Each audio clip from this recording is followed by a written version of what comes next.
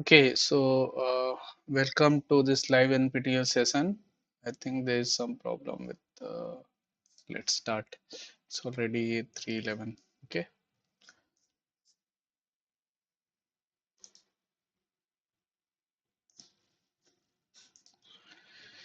So good afternoon, all.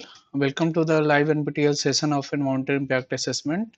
This is live session 10 being conducted on 30th of March 2025. The course instructor is Professor Harshit Susan Lakra, and she is Assistant Professor in Department of Architecture and Planning, IIT Roorkee. I am Rohit. I am PMRF scholar at IIT Bombay, and I am taking this live session for you guys. The teaching methodology remains same. We are meeting every Sunday from 3 to 5 p.m. Since this is live session 10, two more sessions are will be run in the upcoming weeks. Basically, we had a doubt clearing session, then discussion and interaction with the students. So I basically prefer if you have any questions, so please feel free to ask in the chat box or you can raise it in the discussion forum also. I am more than happy to answer all your queries. So let's start this session. So first question is, as per European Landscape Convention, the landscape includes rural areas, urban townscapes, and marine seascapes. Okay, so is it true or false? So basically, European landscape are something kind of natural or artificial made kind of clubbing of all those things, ecosystem things. Okay, the related to land only. So features of land. Okay, like mountains, plains, terrains, all these things. Okay, so it is true. Now I put some slides on European Landscape Convention. What's that actually? European Landscape Convention. So basically, a landscape, so a zone or area is perceived by local people or visitors whose visual features and character. So basically, landscape is something which is very much related to visual feature, how you see it, how you perceive it, and the character are result of action of natural or cultural or that is human. Okay, so it doesn't mean that only natural will be, there can be human interference also, because let's say cities, city landscape, so skyscrapers. Okay, so that is basically related to humans factors. Okay,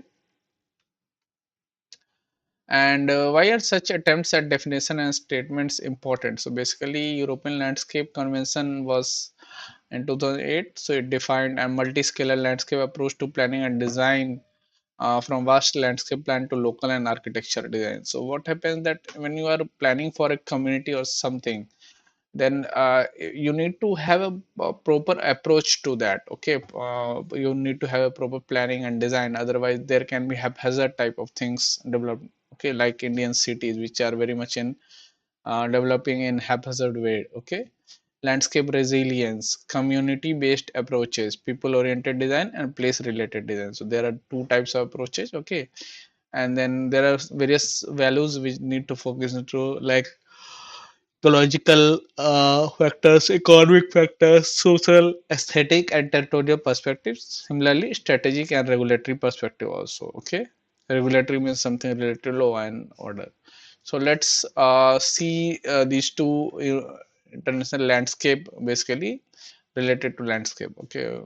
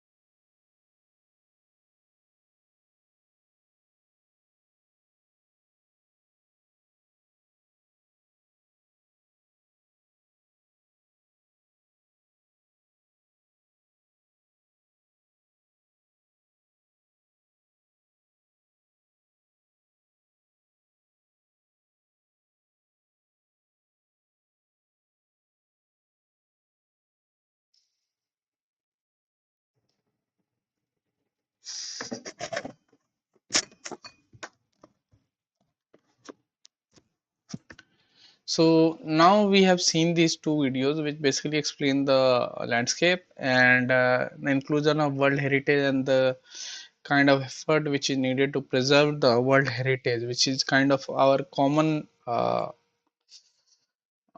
cultural identity. Okay, match the terms given in Group A with Group B. Group A, natural factors of landscape. Group B. Okay, so Group A basically natural factors of landscape. So natural factors can be air, climate, hydrology, land cover. Perceptual and aesthetic factors of landscape. Landscape. Okay, so that can be like touch, field preferences, associations, and memories. Okay, cultural and social factors can be land ownership, settlement. Okay, so correct answer is answer D. So this is taken from this question is taken directly from the slides. The factor that contribute to the landscape natural factors. Okay, this is cultural and social factor. The perceptual and aesthetic factors like sight, sound, smell, touch, field preferences. Okay, let's see one more.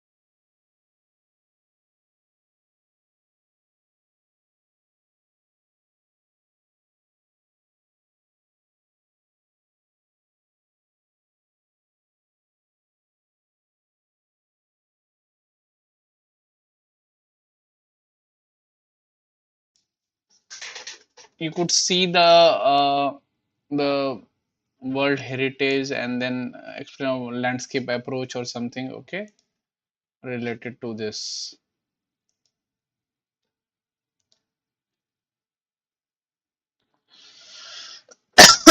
So I hope these two are quite interesting videos and you must have learned a lot from these videos. Okay.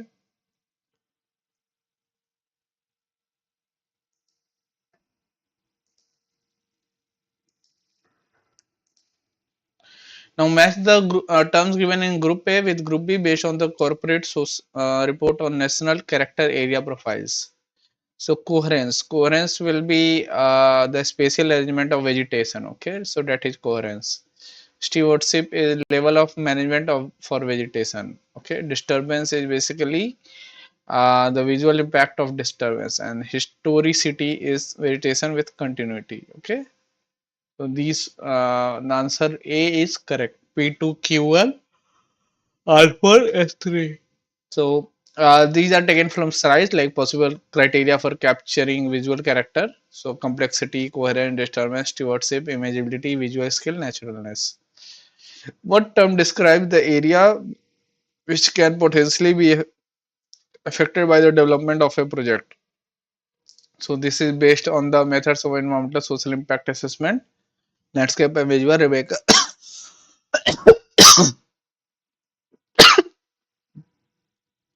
Knight and Ricky three well. Okay.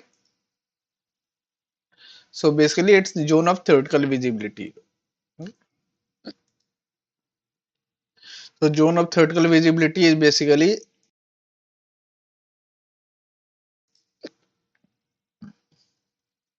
used to describe the area over which a development can be seen. For the digital terrain model or digital surface model can be used. DTM is a like 3D. It's a 3D computer model of the Earth's surface without any surface objects. Okay, just a repeat. Coming after the report.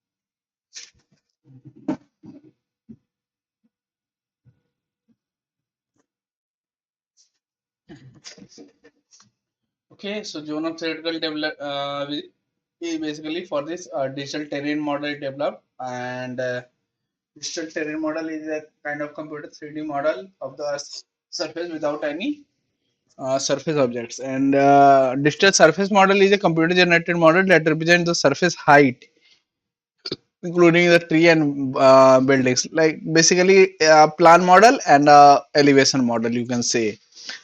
ZTV is sometimes known as zone of visual influence, also or visual envelope map. The extent of visibility will also depend on the size and the development being considered.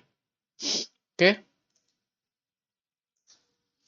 so this is a kind of zone of theoretical visibility which you can see it here. It's a kind of computer generated 3D map. So you can see length, breadth, and you can see some 3D structures also here, like kind of mountains.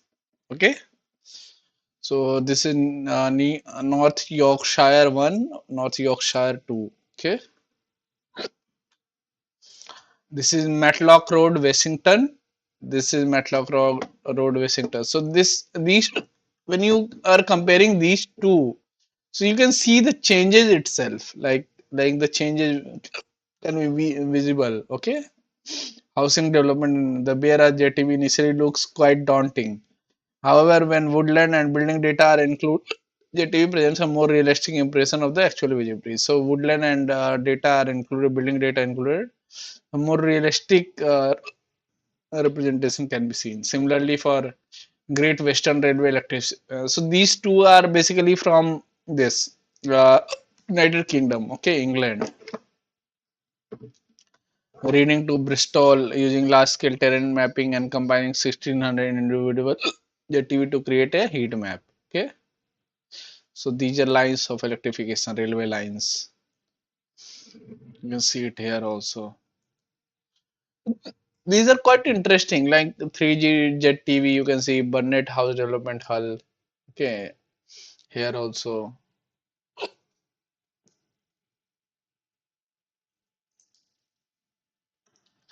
So before I move forward, and see these images. These are quite interesting. Let me see if there are any questions from you guys. No. Okay.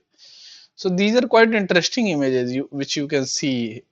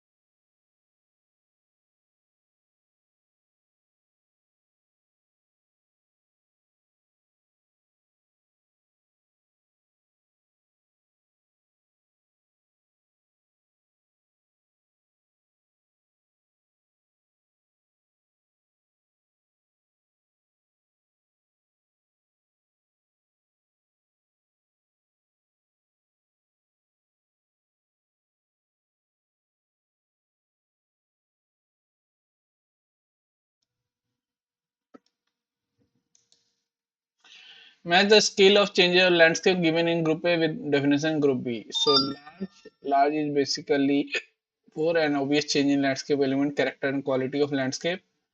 Medium is basically a discernible change in landscape elements, character and quality in the landscape. Small is a minor change in the landscape element, character and quality of the landscape, and imperceptible, no change, no perceivable change in the landscape.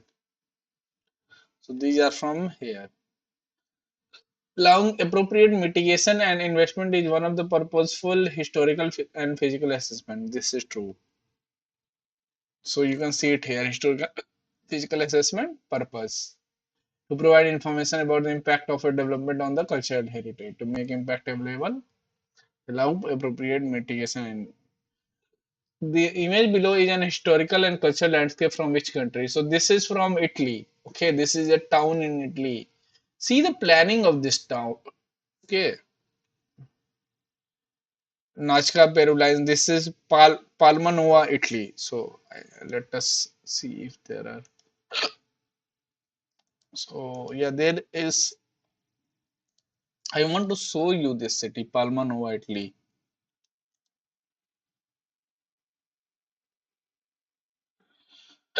Tarun is asking like images only for visual comparison. How we use this data into future work.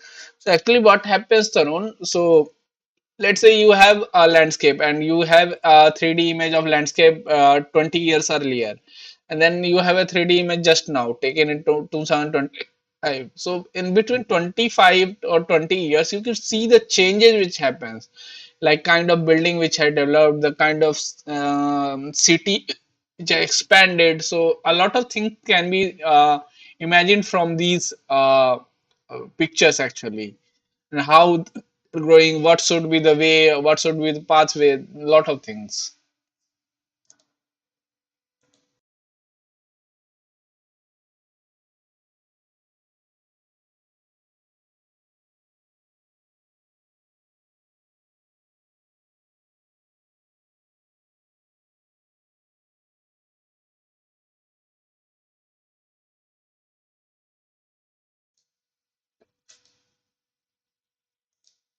Similarly, I was showing it here like these are Nazca lines or Peru lines. So these are historical. This is historical landscape from Peru. Okay, so their Nazca civilization was there. Nazca peoples were living there. So okay, and this is modern civilization.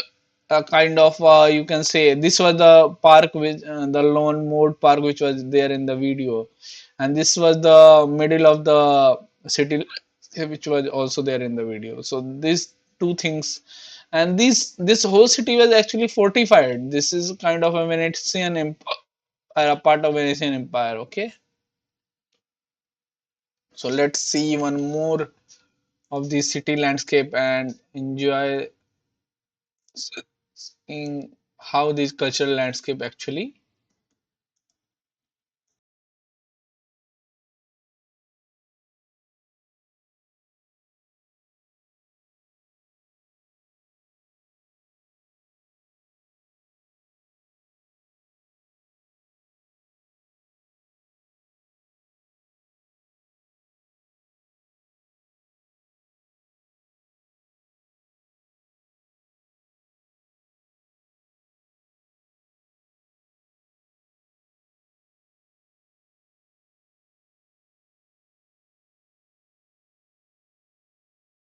Uh, these are very much the kind of tribes, the people which are living there. They are very much related with these. Okay, so these landscapes are kind of associated with farming practices or the kind of crops which they actually use or they eat. Those, so these are kinds of, I think, Myanmar or Indonesian rice fields. So okay, you can see it there. So not only historical, cultural landscapes are also important.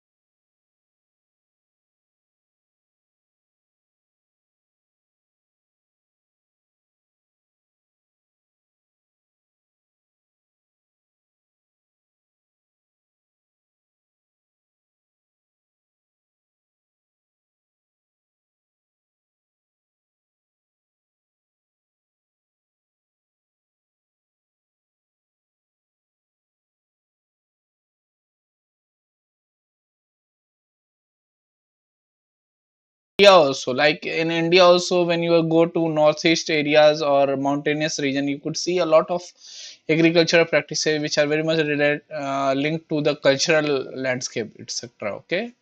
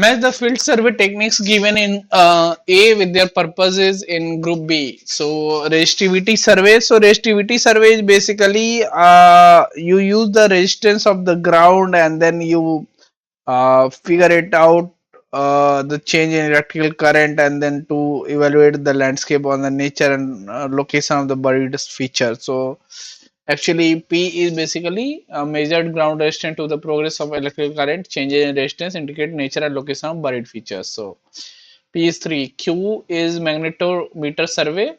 So measures the magnetic properties of soil and used to identify location of the past human activity like period of burning, hunting. Augering is like a screw type of things and then it goes to so most frequently used in river valleys where deposition cover the land surface.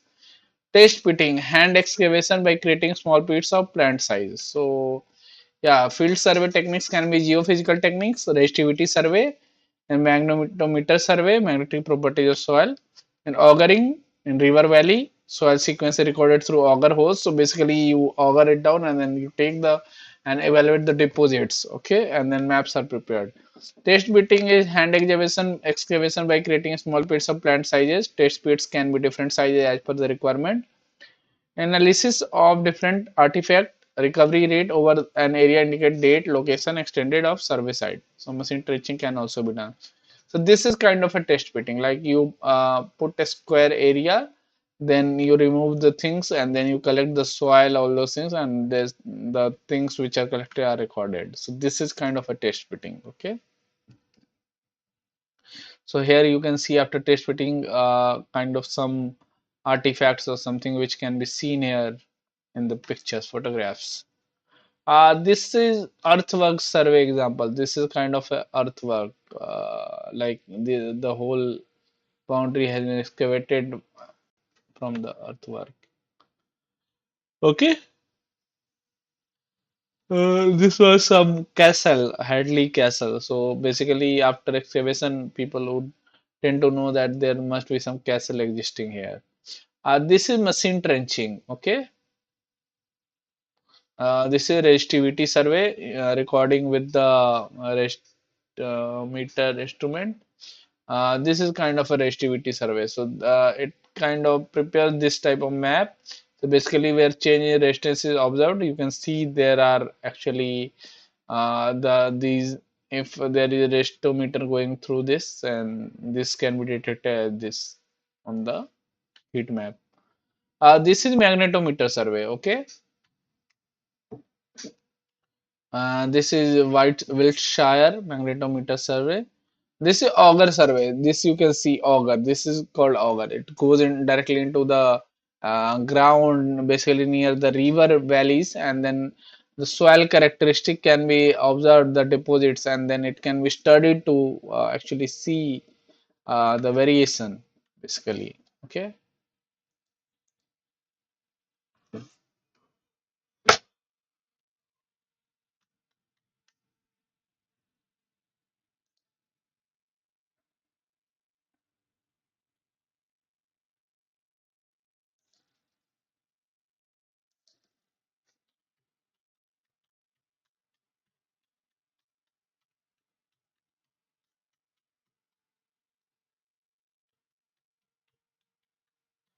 I want you guys to see some how these things actually works, basically, so that you guys can uh, have a good example, know that how these things actually work. So this is a resistivity meter.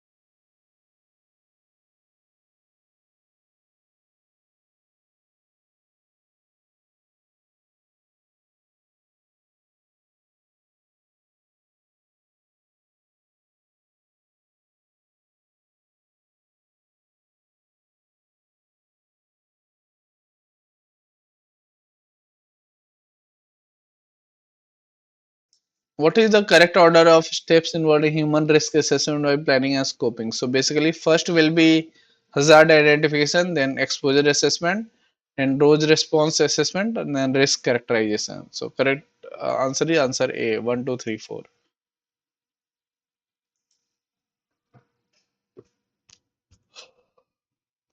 Let's see what is a dose response, because you must have some question about this dose response and exposure assessments.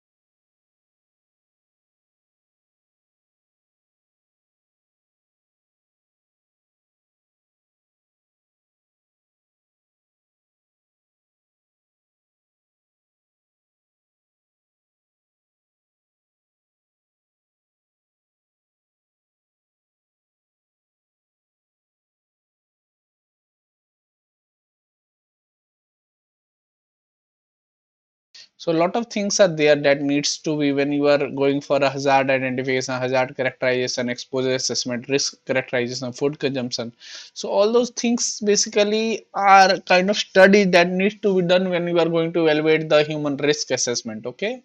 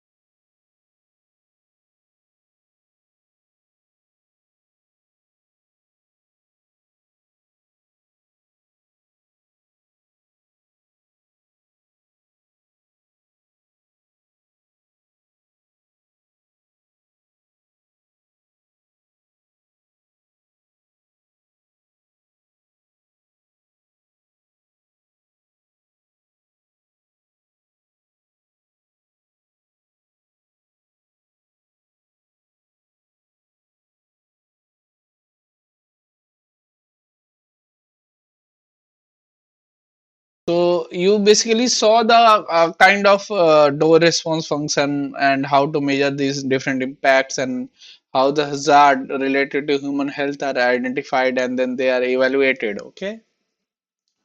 Now let's move forward.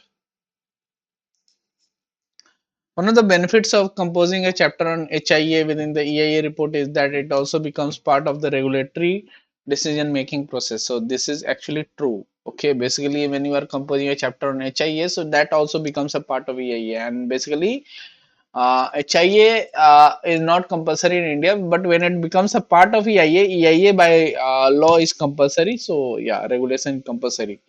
Approaches involving health impact assessment practically into practice of EIA. Inclusion as a secondary effects. Okay, matrix embedded in each chapter. Summary of all health concern in different chapters. Standalone HIA technical report itself, and HIA presented as one chapter in the EIA. Match the project activity with the potential positive health outcomes. So basically, P is building upgrading roads. So that is basically reduce fatalities and injuries. Okay, occupational health and safety. So that basically is reduce rate of infectious disease and jobs and income, multiple physical and mental well-being outcomes. So correct answer is P3, Q2, and R1 basically. So these has been done from here. Social impact assessment is the estimation and appraisal of the condition of society organized change as a consequence of the project. So this is actually true. So basically, when you are going for a social impact assessment, so these things also has to be looked into properly. Okay, basically, what happens that when you are going for a social impact assessment or something, so measuring a social impact is kind of a intense task in itself. Like social, how do you measure social impact and what can be the social impact? So we'll look more into it, but basically thinking on that line, so basically let's see the definition of social impact assessment. That is very much important. So definition: social impact assessment, estimating and appraising of the condition of the society organized and changed by a large scale application of the high technology. So this is basically social impact assessment. So spend 2 minutes on this and think about what can be estimating and appraising. And if you are estimating, how do you estimate? How do you make associate something or may a monetary evaluation of the social impacts or something? Okay, and if there is a non-monetary impact evaluation, then how it is to be done? Okay.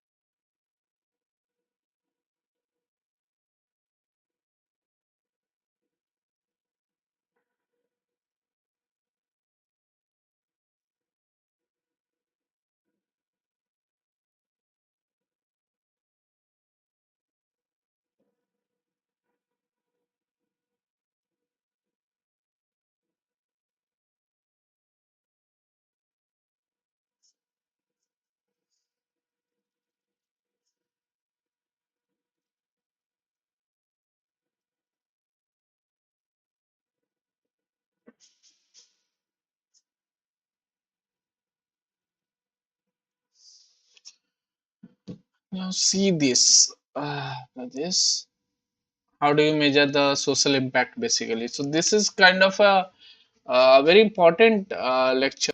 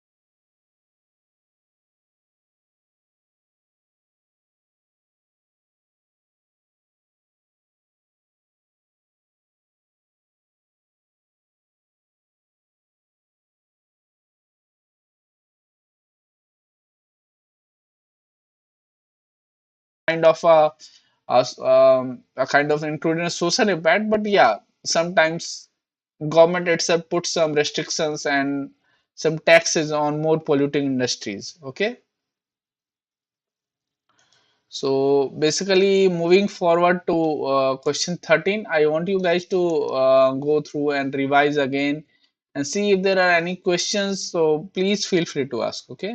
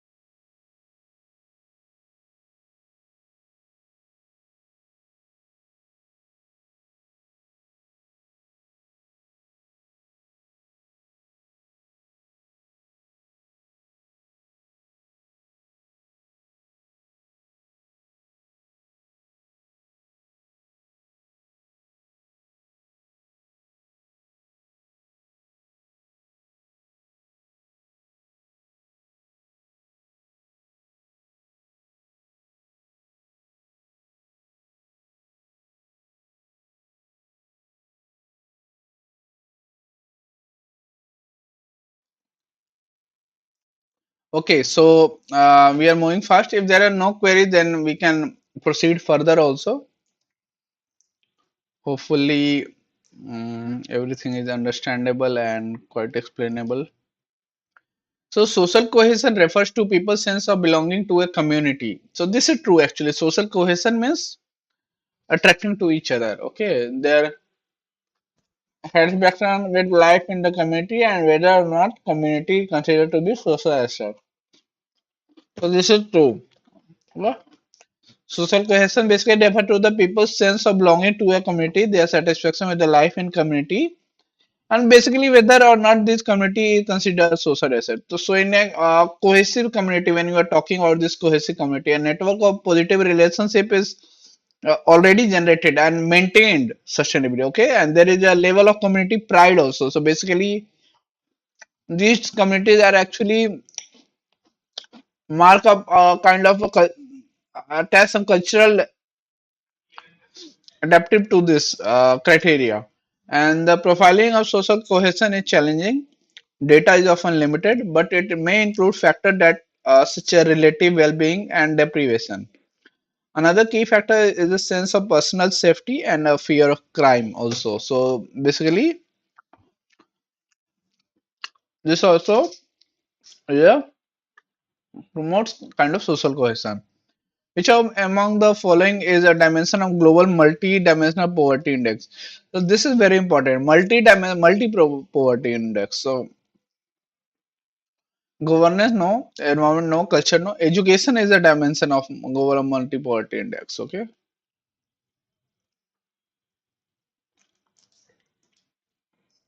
So this is a global multi-poverty index. So years of schooling. So there are 10 indicators in total. So years of schooling is the one indicator. School of attendance is the one indicator. Then child mortality, nutrition, electricity, sanitation, water, floor, cooking fuel, and assets. All these are kind of structure of the global multi poverty index. Okay, so global multi-dimensional poverty index, you can see it here, like all those factors which are basically considered can be three dimensions of poverty. One is health, nutrition and child mortality. One is education, years of schooling and attendance, and then one is living standards. So cooking fuel, sanitation, drinking water, electricity, housing, all those. So health is basically nutrition. When you are talking about health, then nutrition, any person under 70 years of age for whom nutritional information is undernourished. Okay. So undernourished, basically children under 5 years are considered undernourished if their Z score of the either height for age, stunting, or weight for age is below -2 standards from the median of the reference population. Okay, so this is how it is actually calculated. And child mortality, a child under 18 has died in the household in the 5 year period preceding to the survey. Then when you are talking about this education thing, so there are two dimensions here, two factors here. One is years of schooling. So no eligible household member has completed 6 years of schooling. So one of this is a kind of indicative of poverty. School attendance in another criteria, like any school age child is not attending school up to the age which she would complete class 8.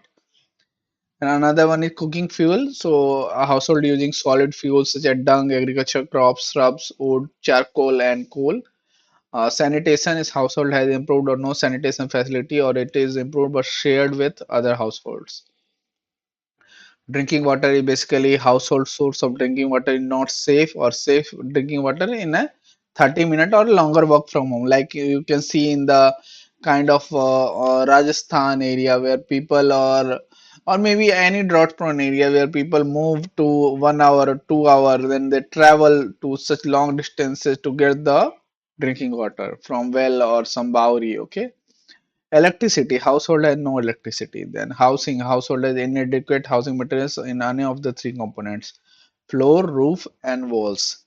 Assets, the household doesn't own more than one of these assets: radio, TV, telephone, computer, animal cart, bicycle, motorbike, or refrigerator, and doesn't own a car or a truck. Okay, so these things have to be decided, then looked into when you are going to. So this is kind of a criteria which is needed to define a poverty, because poverty itself is not a one dimension, like you can say in economic terms is something like when you are earning rupees 100 per day or something, then you are not poor. It's a multi-dimensional index. So this is what is looked into this poverty. So 1.3, if you are looking into, so 1.3 billion people live in multidimensional poverty. So this is if the world population is 7 or between 8 billion, then 1.3 billion people, like 1/6 of the world population, is living in multidimensional poverty. That is really a kind of a serious note. And 32% under 10 are included on that, and 50% are actually children who are living in multidimensional poverty. Okay, so if we are going to look into the multidimensional poverty index estimation for 2018, so basically there is a this institution which basically published the multidimensional poverty index, and that's a very good index basically to compare the different countries and how many people are there in the country which are below the multidimensional poverty index criteria. So today there are 1.3 billion multidimensional people who are living in multidimensional poverty. 83% of these multidimensional poor people live in sub-Saharan Africa and South Asia. So sub-Saharan Africa means this area, the northern part of Africa, which is very much surrounded with Sahara Desert, and then South Asia, which basically constitutes the India, Pakistan, Bangladesh, and Myanmar. Okay, half of the MPI poor people are children, and 90% of all children are actually multidimensional poor in South Sudan and Niger. So you can see the kind of effort which is to be needed to make these people out of the poverty. Okay, 35 countries has at least half of all children as MPI poor. So country with the largest number of people living in the multidimensional poverty is India, which is 364 million, Nigeria 97 million, Ethiopia is 86 million, Pakistan is 85 million, and Bangladesh is 67 million. So yeah, if you compare it with population also, so for India, like 25% people are living in a multidimensional poverty index. Two-thirds of middle income countries, and then 46% of those who are multidimensional poor live in severe poverty, meaning they are deprived in at least half of the weighted indicators in health, education, and living standards. So, how are people poor? MPA can be broken down into indicators to show what deprivation creates poverty.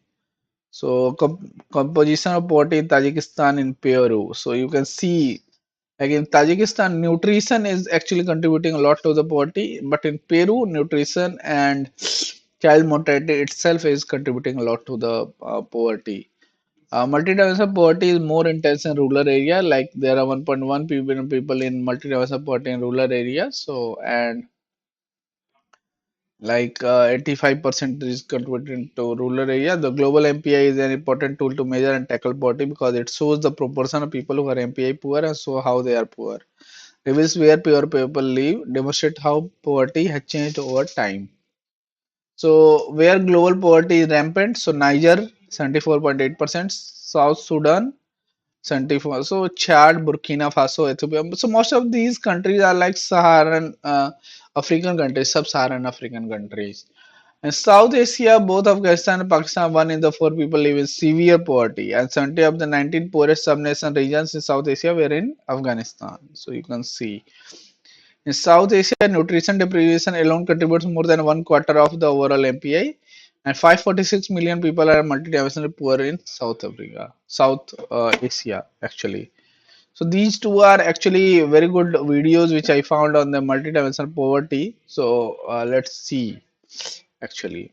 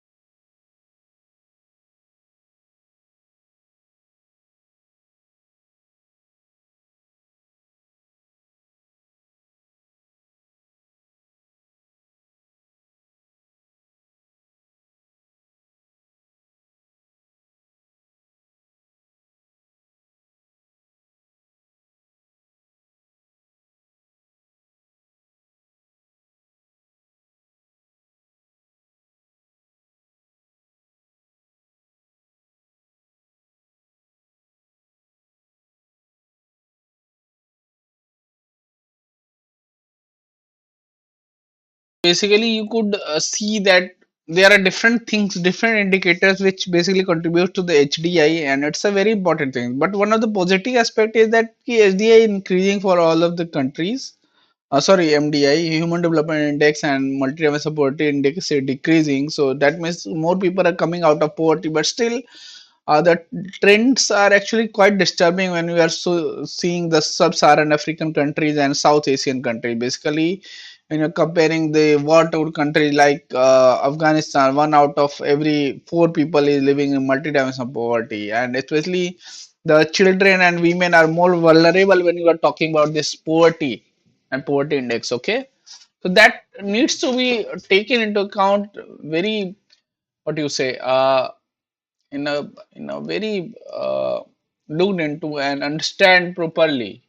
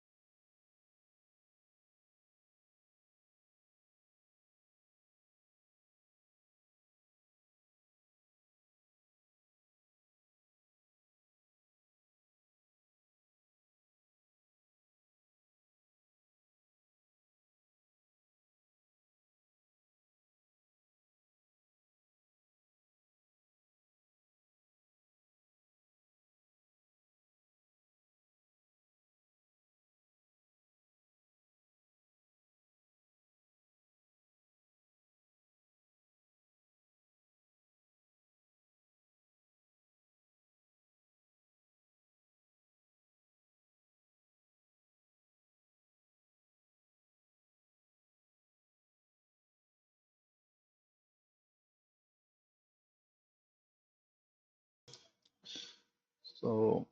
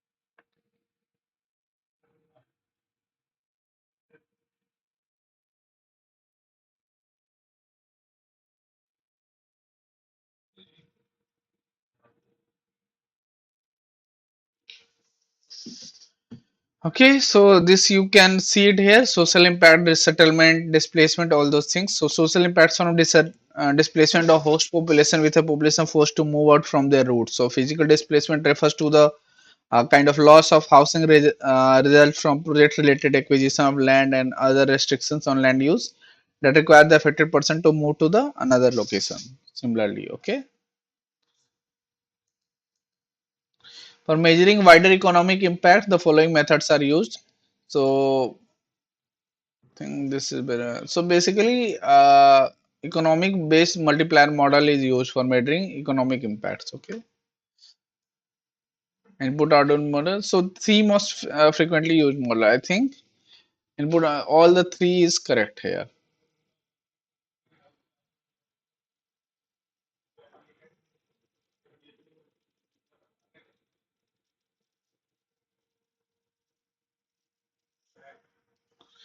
Okay, so these are kind of additional contents which I put it here. So you guys can go through it, and if you find it interesting, you could see more about these contents. Okay, mitigation hierarchy like biodiversity impact, avoidance or avoidance or minimize, avoidance, minimize and restore, and then avoidance, minimize, restore, and offset. And then if you are contributing something, then net gain, that is net gain. Okay. So this is kind of a EIA report also, which you can go through. EIA in India list of standard term of reference. Okay. So you can see all those three, and if there are any questions, please feel free to ask. Okay.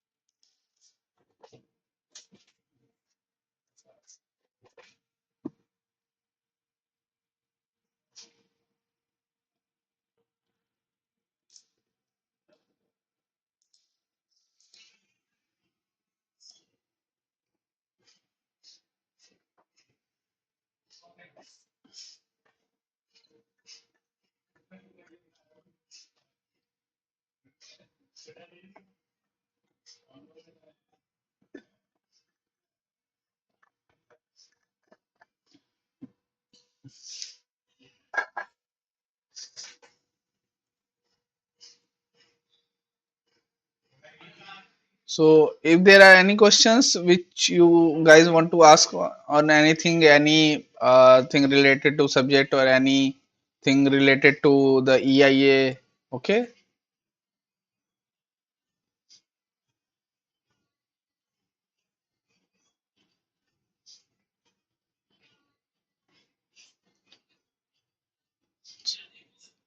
Okay, so if there are no questions, then I think we can end this session here.